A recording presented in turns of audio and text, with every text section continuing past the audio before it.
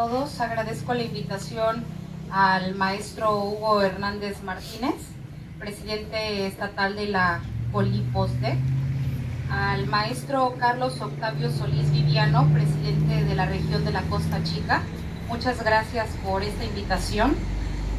Agradezco la presencia de todos los abogados que se encuentran aquí presentes. Me siento muy orgullosa, muy afortunada de estar aquí con todos ustedes.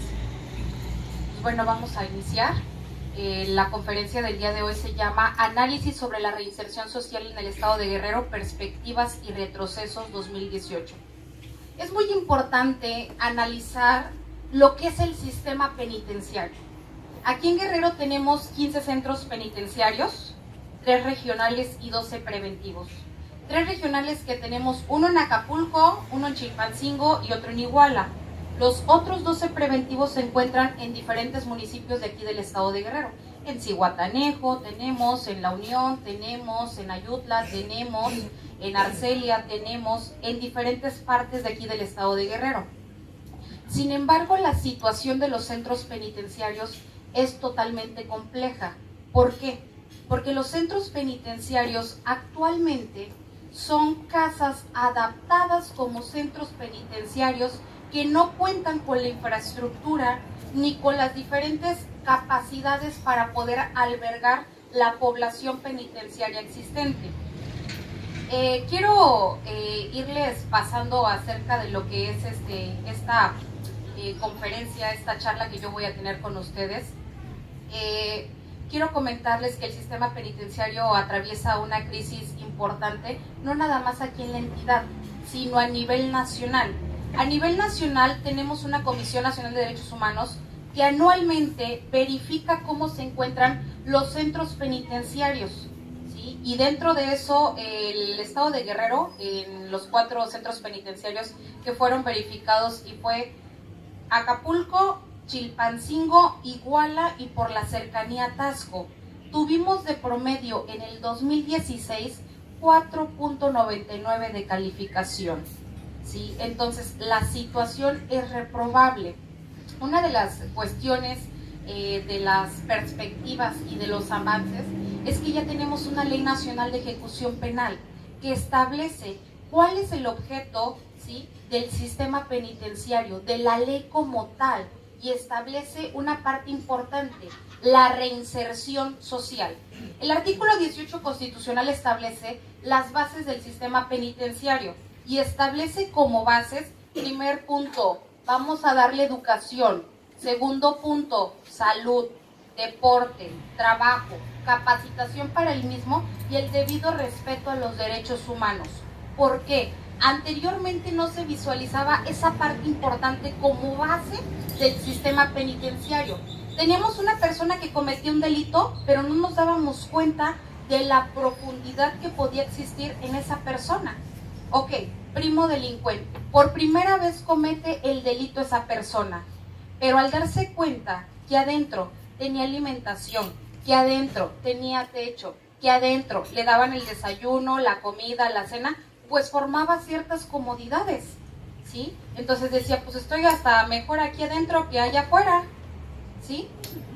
Le daban capacitación a lo mejor de algún tallercito, le enseñaban a hacer una bolsita, le enseñaban a hacer una hamaca, le enseñaban a hacer una mesita, pero decía, aquí adentro me siento mejor, hasta más seguro, aquí no pago luz, aquí no pago renta, aquí estoy a todo dar. Entonces, lo que viene a decirte esta ley, abogados, es, ¿sabes qué? Necesitamos hacer algo por estas personas que han cometido un delito, ¿sí? Necesitamos darles bases para que ya no sean reincidentes.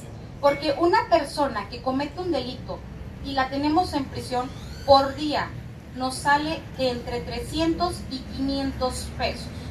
¿Sí? Entonces, ese dinero que se encuentra ahí clavado en materia penitenciaria, lo pudiéramos ocupar para otra parte y beneficiar a la sociedad con algún otro tipo de programa social, ¿sí? Porque tenemos diferentes problemáticas y al sistema penitenciario no se le ha visto con la importancia suficiente. Las 4.800 personas aproximadamente que se encuentren privadas de su libertad, sentenciadas o procesadas, por Dios, tienen que tener otra oportunidad de vida. Y ustedes me pueden decir, oiga, licenciada, pero si esa persona va por delincuencia organizada, pero si esa persona es homicida, pero si esa persona cometió algún delito de alto impacto, a ver, alto, nosotros no somos jueces, nosotros somos abogados y sociedad, y quien impone las penas es un juez de ejecución, y quien va a otorgar beneficios de libertad anticipada de acuerdo a la Ley Nacional de Ejecución Penal es un juez de ejecución. Anteriormente, y para ahondar en el tema, bueno, yo trabajé en el sistema penitenciario, quien otorgaba los beneficios de libertad anticipada era el Consejo Técnico Interdisciplinario. Sesionaban y verificaban que la persona privada de su libertad, porque ahora para hacer un lenguaje influyente ya no es reo, ya no es interno, ya no es preso, se llama PPL, persona privada de su libertad, sentenciado o procesado, y se pueden remitir a la ley. Ese es el término correcto. Y me van a decir, ah, no, pero la Constitución en el 18 constitucional establece tal. Ok, no han tropicalizado las leyes, discúlpenme, no las han reformado. Y tenemos en muchas cuestiones que no se han verificado esas partes de lo que se tiene que reformar en materia de sistema penitenciario. Hay muchísimas situaciones que no han quedado claras todavía, pero para la Ley Nacional de Ejecución Penal, y hablando con penitenciaristas, con gente que ha trabajado en esta materia, dicen, no, es que tenemos que trabajar en esta parte. Bueno, el Consejo Técnico Interdisciplinario verificaba si tenía los requisitos, y anteriormente decían, aprobó educación, y mostraban fotos de que estaba jugando fútbol, ¿no? No tenía, cuando ingresó, no tenía primaria, pero ya tenemos un certificado de primaria. Ingresaba. Pero ya tiene algún taller, ya sabe hacer algo, ya sabe hacer hamacas, ya sabe hacer bolsas. Ok, lo ingresaban en un expediente técnico jurídico, lo sesionaban así como estábamos, subsecretario del sistema penitenciario, director general de reinserción social, director del área jurídica, director de tratamiento técnico, psicólogo, criminólogo, jefes de seguridad y custodia, y solamente se hacía, cumple con los requisitos, quién está a favor, quién está en contra. Así de sencillo. Entonces, muchas personas decían, pues el expediente viene bien enriquecido, ¿no? Quien tenía, podía salir con un beneficio, ¿no? Entonces, pues, ¿qué situación? Ahora no. El juez de ejecución, y por medio del abogado, y también por parte del sistema penitenciario, va a decir, hay que verificar quiénes pueden obtener un beneficio de libertad anticipada, se lo dan de conocimiento al juez de ejecución, y él verifica y va a hacer alguna audiencia para ver si puede otorgar ese beneficio de libertad anticipada. Ahora se llama comité técnico, ya no es consejo técnico interdisciplinario, ahora es comité técnico, y disminuyen las figuras que se encontraban anteriormente, ¿sí? Ya solamente puede estar el subsecretario o el director general, el director de tratamiento jurídico y el director jurídico, solamente ellos, y sesionan para alguna situación, algún traslado por medidas de seguridad, algún traslado por orden judicial, algún traslado por acercamiento familiar, que también eso es muy importante y lo establece la Ley Nacional de Ejecución Penal. Bien, pues hay unas partes muy complicadas dentro del sistema penitenciario, que son la sobrepoblación, el hacinamiento, el que no tenemos infraestructura. La Ley Nacional de Ejecución Penal ya te dice, hey, a las personas privadas de su libertad ya tenemos que darle sus suministros. Si esa persona no tiene familiares que le vayan a dejar el jabón, que le vayan a dejar ropa, que le vayan a dejar todo, el centro penitenciario se tiene que encargar de dotar de todas las necesidades habidas y por haber de la persona privada de su libertad. Yo les comento a algunos custodios, porque son algunos de mis alumnos en la Unipol, donde doy clases. Dice, maestra, ¿cómo es posible? Si a veces nosotros hasta hacemos las reparaciones de los centros penitenciarios para que no se nos vayan a fugar. Qué complejo, Qué complejo, porque nos vemos ante la situación de que no se está haciendo nada y hay una inactividad. Actualmente sí ya están tratando y cambiando muchas situaciones de modificarlas, pero de verdad que si no observan el sistema penitenciario, esto se va a venir abajo, es una bomba de tiempo. Los centros penitenciarios no tienen la infraestructura ni la capacidad para aguantar tanta población. Actualmente con la medida cautelar de prisión preventiva han disminuido pues el que tengamos tanta gente ahí, o con otro tipo de medidas cautelares pues despresurizamos el centro penitenciario, pero de todos modos seguimos en la misma situación. Ahora bien, los alimentos que se dan en un centro penitenciario pues no son como la dieta perfecta, ¿no? Y de hecho, dentro de los principios del sistema penitenciario, establece que debemos de tratarlos con dignidad, ¿sí? Esa es una palabra súper clave dentro del sistema penitenciario, la dignidad, tratarlos con respeto, sea la persona que sea, pero se deben de tratar con muchísimo respeto. La primera vez que yo visité un centro penitenciario fue el que le llamamos las ligas mayores. El de las ligas mayores se encuentra en Acapulco. Entonces ahí aprendes porque aprendes. Y cuando ingresas a la parte de lo que es la aduana, en donde te hacen la revisión, que son protocolos especiales, el que le llamaban de cacheo, que no vayas a ingresar algún instrumento que vaya a poner en riesgo la estabilidad del centro penitenciario. Están sus arcos y seguimos pasando y entramos a las oficinas. Trátenlo de imaginar. Y yo veía que había unas personas que estaban con sus chalequitos y eran PPLs, sentenciados y procesados, y me dio mucha curiosidad porque se encontraban ahí. Si es que pues nos falta personal y ellos nos apoyan y les damos un pequeño apoyo, una pequeña compensación, ¿no? Después bajamos al área de donde está el área médica y pues yo dije, esto parece más psiquiátrico que área médica. Sí, estaba terrible. Y del otro lado se encuentra la área de psiquiátrica, en donde se encuentran las personas que tienen algún tipo de enfermedad mental, y pues también muy, muy feo, ¿no? O sea, digo, eso no es dignidad. Y sales a lo que es el patio, donde se encuentran las áreas de fútbol y básquetbol, pues también te das cuenta de que es un pueblito pequeño, en donde pues hacen diferentes actividades. También pasa la parte de las conyugales, donde se dan las visitas íntimas, y pues es como un pequeño mini hotel, ¿no? En donde la situación yo no la veía con dignidad, ¿sí? En donde las cuestiones no son totalmente transparentes, y en donde el tema no es tocado, y en donde no cualquier persona hace mención sobre la situación.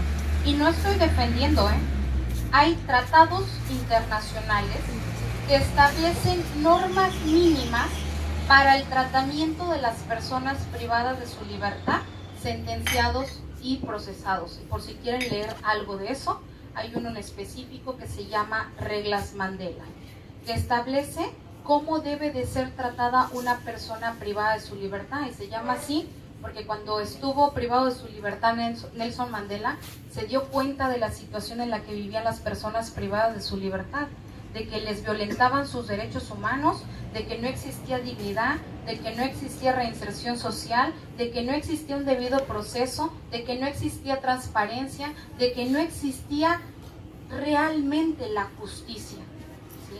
Entonces, toda esa parte la debemos de visibilizar, ¿sí? Porque también son personas, ¿sí? Dijera la canción, con errores y virtudes, pero son personas.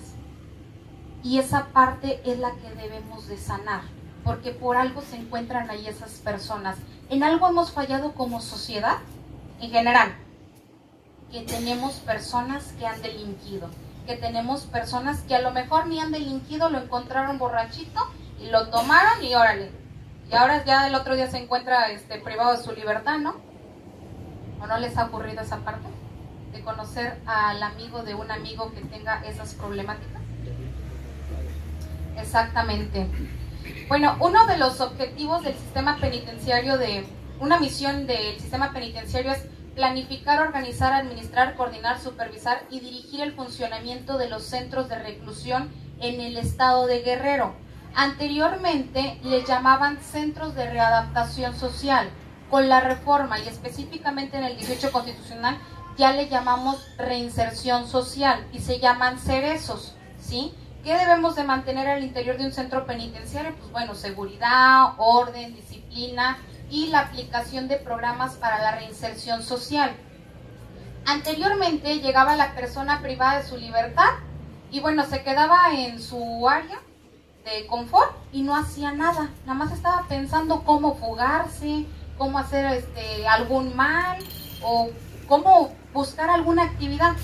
Ahora se llama plan de actividades y eso le importa muchísimo al juez de ejecución para cuando ustedes quieran sacar a alguna persona con algún beneficio de libertad anticipada. Ese plan de actividades es sumamente importante. A ver, dime, ¿qué hizo esta persona durante los 6 meses? Dime, ¿estudió? No. ¿Trabajó? No. ¿Lo capacitaste? No. Entonces, ¿qué hizo esta persona? ¿Cómo me pides un beneficio de libertad anticipada si no hay un plan de actividades? ¿Quién lo debe de generar? Obviamente el área de tratamiento técnico y el área de jurídico, para que ellos puedan realizar ese planteamiento, porque en la audiencia no solamente va a estar el abogado, va a traer a las autoridades penitenciarias, porque así las denomina la Ley Nacional de Ejecución Penal, y me va a decir, director de tratamiento técnico, dígame usted cuáles son las actividades que ha desarrollado el PPL. No, pues no sé. Por eso también es muy importante, cuando estaba en este proceso de implementación del sistema de justicia penal, del 2008 al 2016, que fueran capacitadas las autoridades penitenciarias porque ni idea tenían de lo que realmente se venía. Y ahora que están las audiencias, no saben ni cómo defender sus posturas. Y es ahí donde todos los abogados llevamos la de ganar, ¿no? Entonces, la parte también de profesionalizarnos y capacitarnos y traer ese tipo de charlas y pláticas es sumamente importante, porque así nutrimos la parte que a lo mejor desconocemos o que conocemos, pero la queremos reforzar.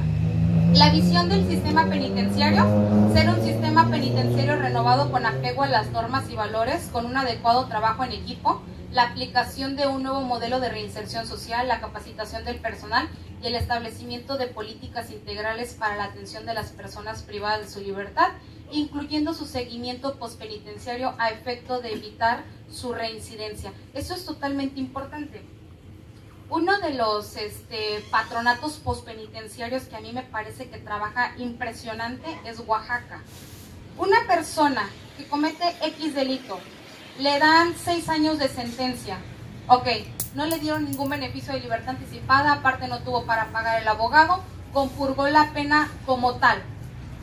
Después de que sale del centro penitenciario, ¿qué es lo que sigue de vida para él?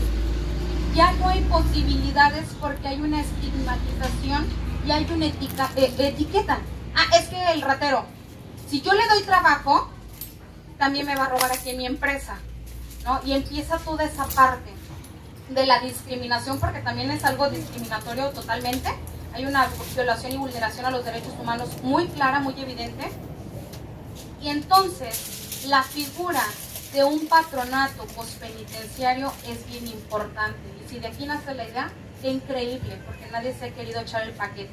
Estaba el proyecto en el gobierno, pero nadie quiso trabajarlo. Entonces, esa figura es totalmente importante, de que exista un presidente, de que exista un secretario general, de que existan vocales, como una parte como de entre una fundación o una asociación civil que ayude a las personas que ya salieron de prisión, que puedan conseguirle trabajo, que a lo mejor pudieran hacer algún tipo de actividad con ellos. ¿Por qué? Porque al no tener trabajo ellos, al no tener el apoyo social, ¿qué es lo que va a pasar? Va a volver a robar, va a volver a reincidir, va a volver a cometer el delito. Y entonces no estamos sanando esa parte de la sociedad, por el contrario, van a seguir existiendo errores. Y bueno, los valores que probablemente nos han pesado, y hablo como parte de nos han pesado porque fui parte del sistema penitenciario durante muchos años, es la honestidad, responsabilidad, disponibilidad, vocación de servicio y trabajo en equipo.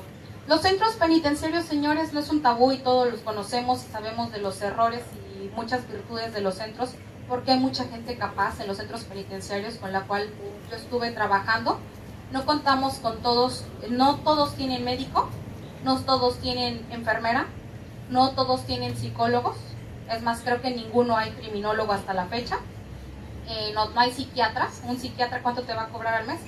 Pues yo creo que cobraría unos 40,000 pesos.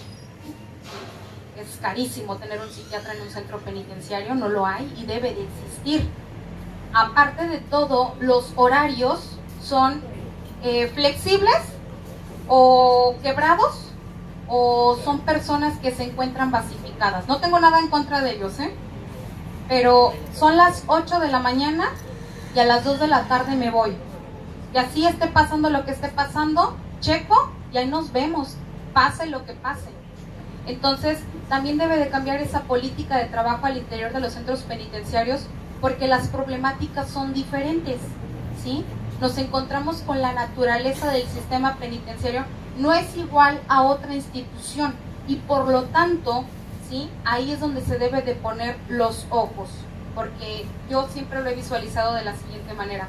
Es como un globo, encontramos un alfiler aquí y en cualquier momentito revienta.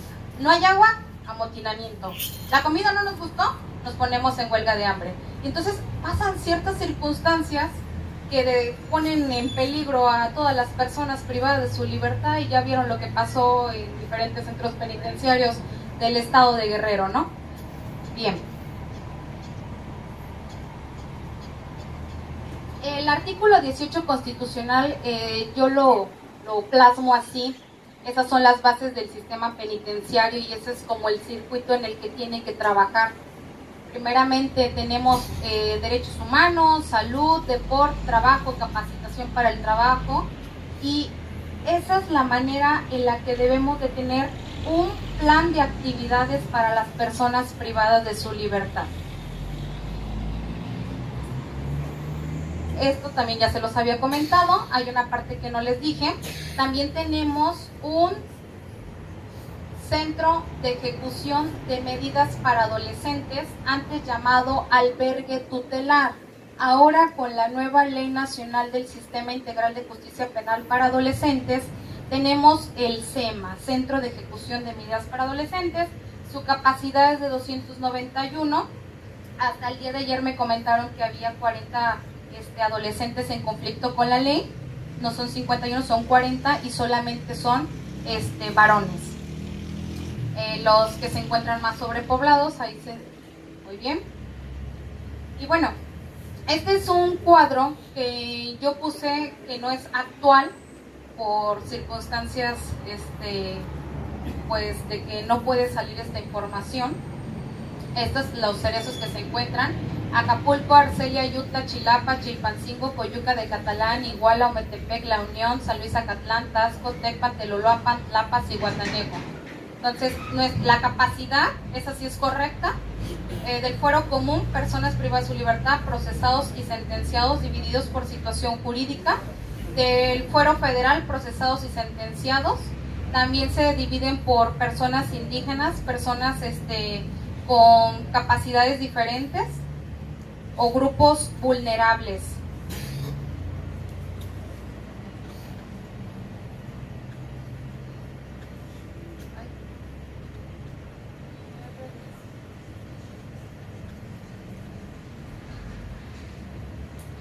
Esto es bien interesante, de verdad que yo no sé cómo le hacen los custodios, mi admiración y respeto, porque a veces se le echa la culpa al personal de seguridad y custodia o a la policía del estado o la del municipio, pero cuando sabemos sus carencias y sus posibilidades, nos damos cuenta de la realidad que ellos viven.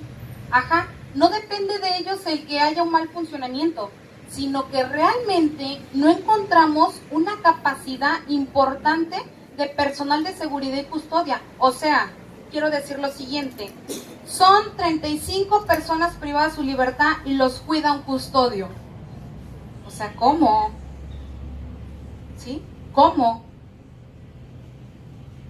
Esa es la parte del... O sea, pasó, pero ¿por qué esto? No, ¿cómo?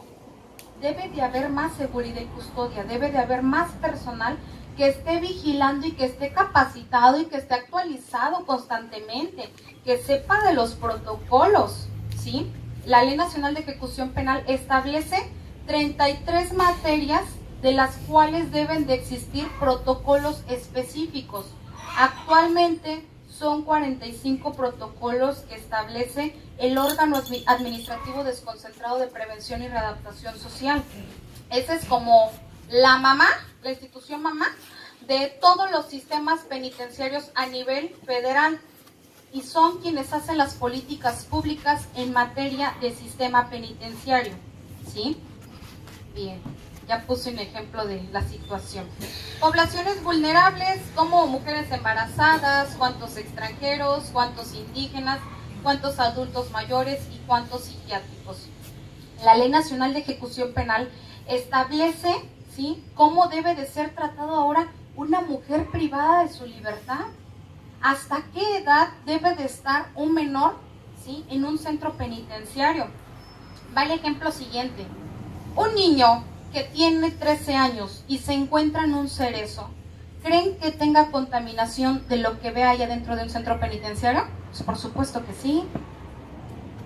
Entonces la Ley Nacional de Ejecución Penal te dice, el menor estará hasta los 3 años, a excepciones si el niño tiene alguna discapacidad o sufre de alguna enfermedad, podrá estar ahí hasta que la autoridad penitenciaria lo determine. Obviamente va a sesionar el comité técnico y lo determinará y emitirá una acta de comité técnico en donde se apruebe o se desapruebe este tipo de situación.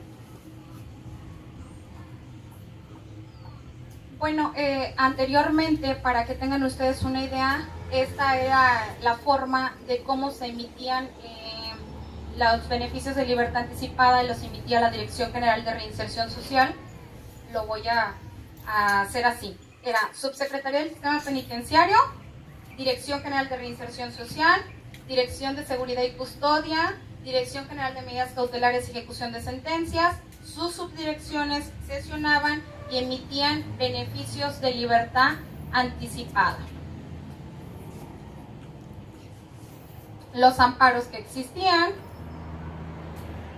las quejas interpuestas ante la CODEUN, bueno, por supuesto, con la CODEUN no se salva uno, ¿sí? O sea, le hacías algo a la persona privada de su libertad y está en todo su derecho, y acudían las visitas de los órganos protectores de derechos humanos, en este caso la Comisión Estatal de Derechos Humanos, y le decía, ¿sabe qué? Aquí tengo mi queja, llévesela por favor. Ellos obviamente no pueden salir, están privados de su libertad, pero le daban un seguimiento.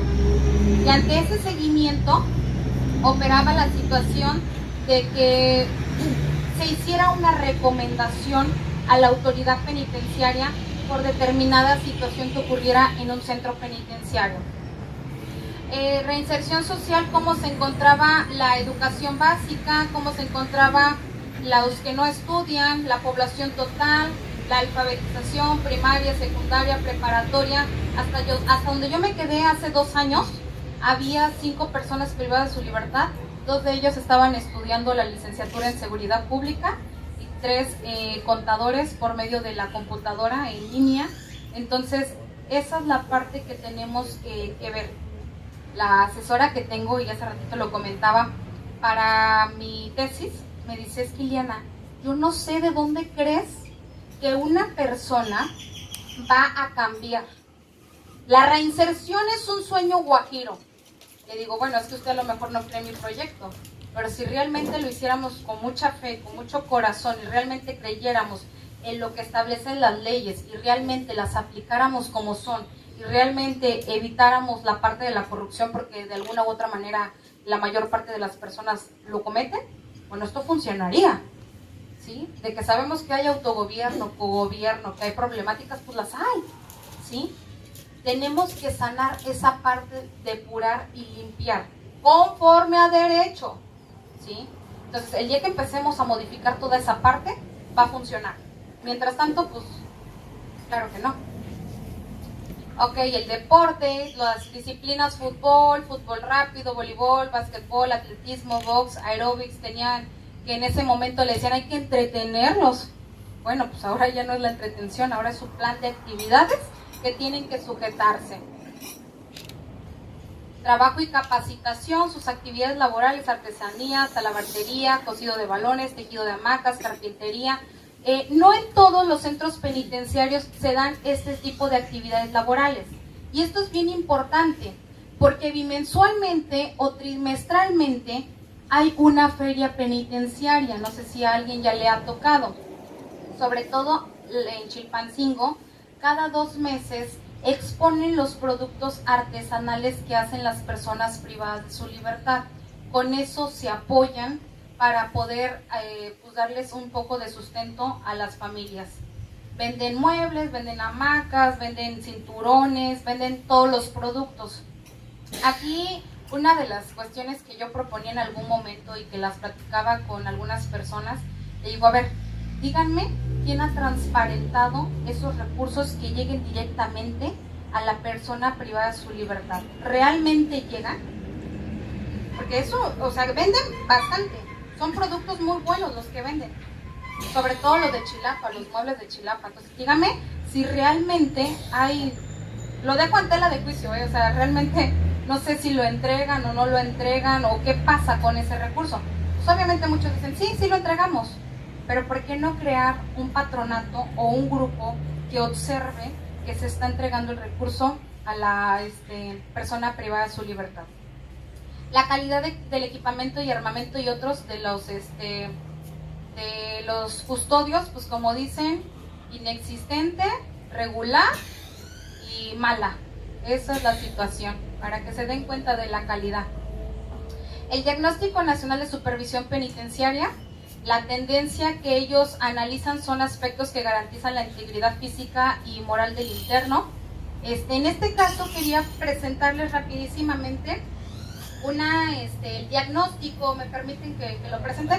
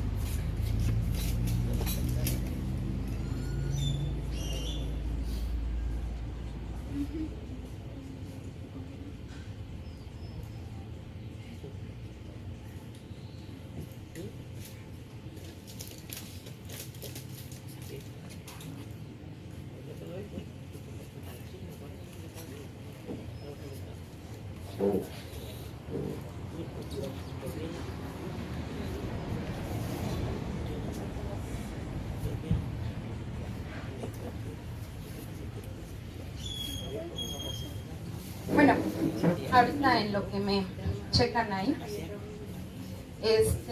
pues se verifican varias cuestiones para este diagnóstico. Mandan a personal de la Comisión Nacional de Derechos Humanos para verificar. Mira, ahí está. Ahí tenemos a la entidad y los que se revisaron fue Iguala, Taxco, Acapulco, Chilpancingo. Hacia abajo tantito, por favor. Tenemos en el 2016, que es el último, el del 2017 no ha salido. Esta es una información que pueden buscar en San Google. Es pública esta información. Y de Acapulco tenemos 4.76, si no me falla la vista. En Chilpancingo tenemos 3.91 de calificación. En Iguala tenemos 4.48. Y en Taxco tenemos 4.39. Entonces, para que se den cuenta de la situación en la que estamos en los centros penitenciarios. Más abajo, por favor. Rapidísimamente, ahí está. La tendencia por grupo. Lo que está en rojo estamos reprobados. Lo que está en amarillo, pues más o menos. Y lo que está en verde, estamos bien. Entonces, pues como ustedes ven, la tendencia es 2015, 2014. Que no veo, 2015 y 2016. Entonces, ahí nos damos cuenta de la capacidad, la población que tenemos en cada uno de ellos. Hacia abajo. la tendencia de cómo fue visitado. La escala de evaluación viene en rojo de 0 a 5.9, en amarillo de 6 a 8 y de 8.1 a 10. Hacia abajo, por favor. ¿Y qué es lo que analizamos? Aspectos que garantizan la integridad personal del interno. Y aguas, porque hasta la misma Comisión Nacional de Derechos Humanos le está poniendo todavía interno, cuando ya son personas privadas de su libertad, procesadas y sentenciadas y con la clasificación a vida. Aspectos que garantizan una estancia digna, en rojo. Tenemos en una celda, en un área, 10, 15, 20, 25, 30 personas. Condiciones de gobernabilidad, pues ahí está, en rojo. Reinserción social del interno, en rojo. Grupos de internos con requerimientos específicos en este aspecto. Personas que a lo mejor necesiten alguna prótesis, personas que a lo mejor tienen alguna enfermedad crónico-degenerativa, personas que a lo mejor tienen alguna problemática específica, y me refiero a los grupos vulnerables. ¿Ok?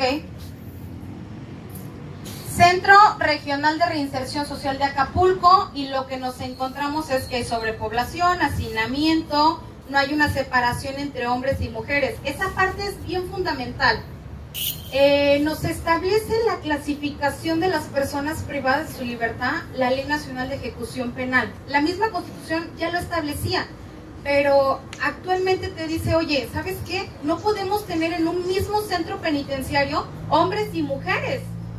Los hombres deben de estar en un lugar, las mujeres deben de estar en otro lugar. Debe de haber ya, por lo menos aquí en la entidad, también la propuesta es un centro femenil en donde tengamos a todas las mujeres. No pueden, oigan, lo que divide de los hombres de las mujeres es una malla. ¡Qué barbaridad! ¿Sí? Luego dice, servicios para mantener la salud de las personas privadas de la libertad, supervisión del funcionamiento del centro por parte del titular, insuficiencia en los programas para la prevención y atención de los incidentes violentos. Esto es bien importante. ¿Cómo vamos a operar ante las situaciones que ocurren ahí? Y me refiero a los motines, ¿sí? Me refiero a alguna situación violenta que pueda llegar a existir ahí. Atención a internos en condiciones de aislamiento, sancionados y o sujetos a protección. Aguas. Híjole, es un tema un poco escandaloso, pero no estamos en la época de la caverna para estar torturando a una persona, ni estamos en la época donde existían los tehuacanazos o en donde existían situaciones para que pudieran comentar o confesar algo las personas. Se acabó eso, está prohibidísimo, ¿sí? Todo ese tipo de situaciones. Tan es así que el 22 constitucional pues lo establece, ¿no? Y aparte tenemos tratados internacionales ratificados por México en donde sancionan todo ese tipo de situaciones. Es sumamente grave. Luego dice, aspectos que garantizan una estancia digna, que el centro sea una estancia digna, condiciones materiales, de equipamiento, higiene, comunicación con el exterior, deficiencias en la alimentación. Me encontraba viendo que las personas hasta a veces tienen problemas intestinales por la calidad de la comida, ¿sí? Las personas que a lo mejor le dice a su doctor, ¿sabes qué? Debes de llevar una dieta estricta. Oye, al centro penitenciario le corresponde, porque ya está, bueno, el artículo 4, creo que en su párrafo 3 dice, el Estado garantizará una alimentación nutritiva. La Ley Nacional de Ejecución Penal también lo establece para personas privadas de su libertad. Así que bueno, ya tienen muchas cuestiones que ustedes pueden solicitar para todas las personas que se encuentran ahí si tienen algún cliente. Condiciones de gobernabilidad, insuficiencia de personal de seguridad y custodia, que era lo que comentábamos, deficiencias en el proceso para la imposición de las sanciones disciplinarias, ejercicio de funciones de autoridad por parte de personas privadas de su libertad, actividades ilícitas, falta de capacitación del personal penitenciario, también ya lo comentaba. Reinserción social del interno, deficiente integración del expediente técnico jurídico, aquí como que le va a hacer falta una capacitación también a ellos. Clasificación entre procesados y sentenciados, deficiencias en las actividades laborales y de capacitación, vinculación de la persona privada de la libertad con la sociedad. Rubro de grupos de internos con requerimientos específicos. Atención a mujeres, atención a personas adultas mayores, insuficiencia en los programas para la prevención de adicciones y de desintoxicación voluntaria. Ese es un ejemplo que estoy poniendo del Cerezo de Acapulco. Y regreso a la de PowerPoint, por favor. Ok, gracias.